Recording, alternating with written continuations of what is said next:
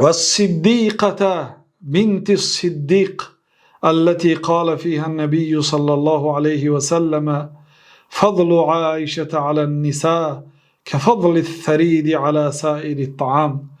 بعد از آن صدیقه دختر صدیق که پیامبر صلی الله علیه و سلم در حقش گفتن که فضیلت عایشه بر باقی مانده زنها، یعنی از عایشه 4 زن بهتر است: خدیجه، فاطمه، آسیه و مریم. و در پنجمینش گفتن که این 4 زنها زنهای مکمل است، همه جهته است. بعد گفتن که و فضل عایشه بر باقی مانده زنها غیر این 4 نفر بر دیگر زنها مانندی ثرید بر دیگر طعام ها. ثرید نان و گوشت، یعنی بهترین طعام میگن نان است، نانی گندمین است.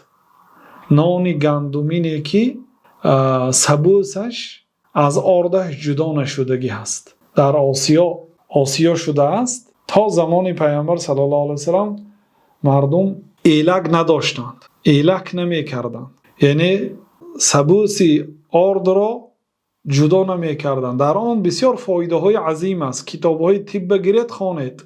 بنابراین تا هازا حتی دولت های اروپا هم همین گونه آرد داشتند. ناناش قیمت، خواه جوین باشد خواه گندمین باشد، یعنی سبوسش جدا نکردگی.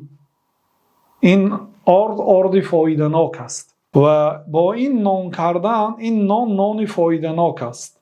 نان گندمین یا جوینی که پوسلاخش جدا نشدگی است. و این آردهای درجه بلند، درجه های عالی، اینها مرتبهش پست است. بله اینها در سفیدی بلند هستند، در رنگ و روح شروع هستند، لیکن در طعم و در مزه و در فایده پست هستند. بهترین طعام گفتن نان گندمین و بهترین ایدام یعنی خوریش، چیزی که با آن نان را خورده میشد. نان با قیماق، با شیر، با شکر، با چای، با کارتاشکه، با هرچی با سیر میخورند مردم. لیکن بهترین ایدام گوشت است گفتند. یعنی نان با گوشت میخورید، علال خصوص گوشت گوسفند. بعد پیامبر صلی الله علیه و سلم گفتند که فضیلت عایشه بر دیگر زنها مانند طعام ثرید بر دیگر طعام ها. یعنی البته نان و گوشت، خواه مثلا تندور کباب باشد، خواه مثلا کباب باشد، با نان بهتر است از تشپیره و توپه و اوگرای و دیگر. بنابراین پیامبر صلی الله علیه و سلم به فهم مردم ساده تر کرده با طعام فضیلت حضرت عایشه را بیان کردند.